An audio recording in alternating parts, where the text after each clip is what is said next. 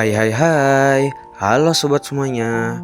Di video kali ini, saya dan teman-teman saya akan membahas tentang sedimentasi. Tanpa berlama-lama, langsung saja kita simak video berikut ini. Apa itu sedimentasi? Sedimentasi adalah proses pengendapan partikel-partikel yang tersuspensi dalam cairan, biasanya air, yang akhirnya membentuk lapisan sedimen di dasar wadah atau permukaan. Proses ini terjadi secara alami dalam lingkungan perairan seperti sungai, danau, dan laut, serta dapat dipicu oleh aktivitas manusia. Sedimentasi memiliki peran penting dalam pembentukan struktur geologi dan tanah, serta mempengaruhi ekosistem perairan. Sekarang, mari kita lanjut membahas tentang proses sedimentasi yang akan dijelaskan oleh teman saya, Lise. Proses sedimentasi. Proses sedimentasi dapat dijelaskan melalui beberapa tahap utama sebagai berikut.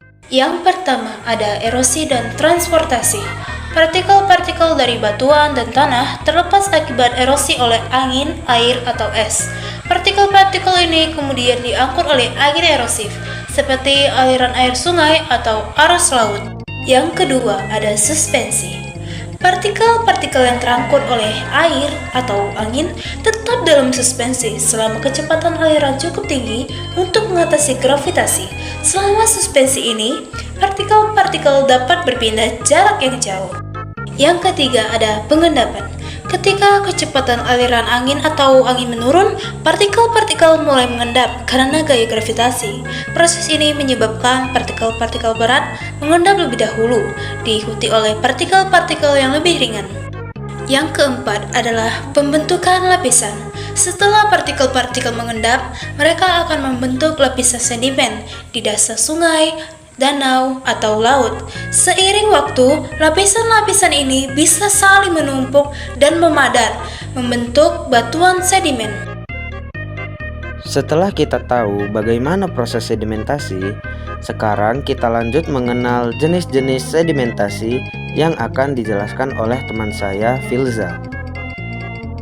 Jenis-jenis sedimentasi.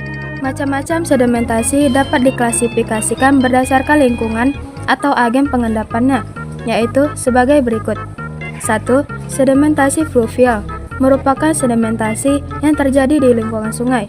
Sedimen ini biasanya terdiri dari pasir, kerikil, dan lumpur yang diendapkan oleh aliran air sungai. 2. Sedimentasi lacustrin merupakan sedimentasi yang terjadi di danau. Sedimen ini seringkali halus dan terdiri dari lumpur atau tanah liat yang diendapkan di dasar danau yang tenang. 3. Sedimentasi marin merupakan sedimentasi yang terjadi di laut. Sedimen ini bisa berupa pasir pantai, lumpur dasar laut, atau terumbu karang yang terbentuk dari sisa-sisa organisme. 4. Sedimentasi glasial merupakan sedimentasi yang terjadi di daerah glasial atau es. Sedimen ini terjadi dari campuran partikel kasar hingga halus yang diangkut dan diendapkan oleh es atau lelehan air es. 5. Sedimentasi angin atau aeolian merupakan sedimentasi yang terjadi di daerah gurun atau pantai. Sedimen ini biasanya berupa pasir halus yang diangkut dan diendapkan oleh angin. Setelah kita tahu jenis-jenis sedimentasi, kita lanjut membahas tentang contoh sedimentasi yang akan dijelaskan oleh teman saya, Michelle.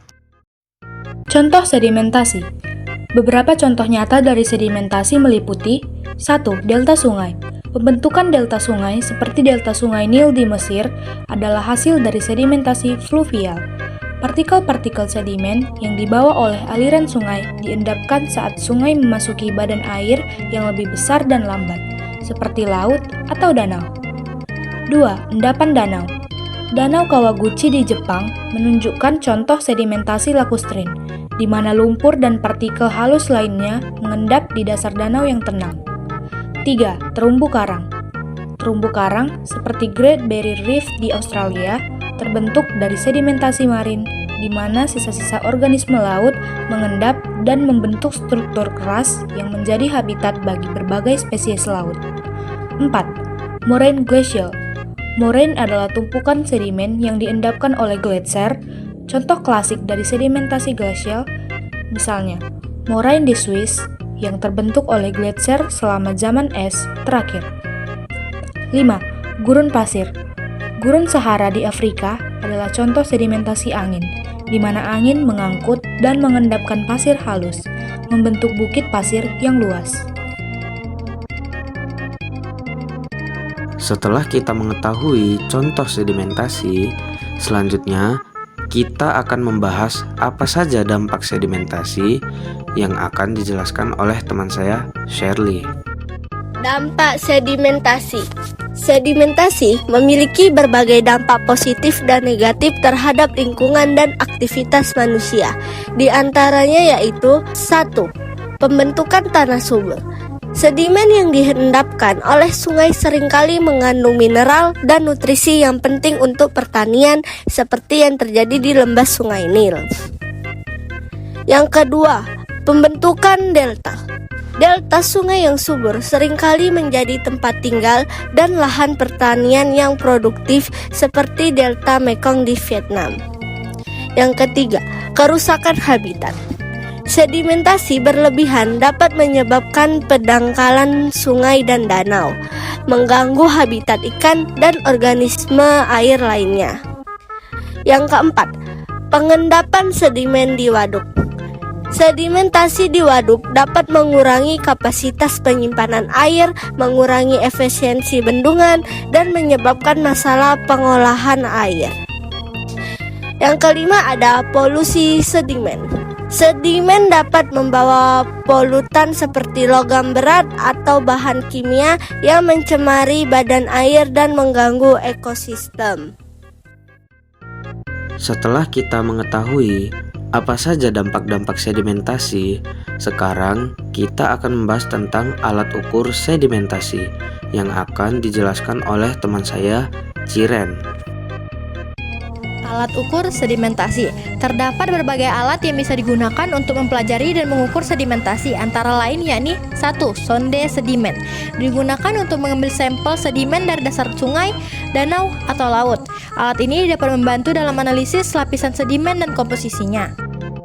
2. Turbidimeter. Mengukur kekeruhan air yang berkorelasi dengan jumlah partikel tersuspensi dalam air. Alat ini dapat membantu dalam menilai tingkat sedimentasi dalam air. 3. Mengukur kecepatan aliran. Alat ini dapat mengukur kecepatan aliran air yang penting untuk memahami transportasi dan pengendapan partikel sedimen. 4. Penakar sedimen. Alat ini dapat digunakan dalam laboratorium untuk mengukur laju pengendapan partikel dalam sampel air. Alat ini dapat membantu dalam studi proses sedimentasi di bawah kondisi terkendali. 5. Sistem pencitraan bawah air. Alat seperti sonar atau kamera bawah air dapat digunakan untuk memetakan dasar perairan dan memantau akumulasi sedimen secara visual. Tidak terasa kita sudah sampai di ujung video.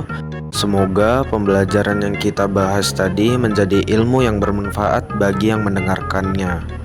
Mohon maaf bila ada salah kata atau lain sebagainya. Sekian persentase dari kami, saya Agung dan teman-teman sekelompok lainnya, kami pamit undur diri. Sampai bertemu lagi di pembelajaran selanjutnya. Terima kasih.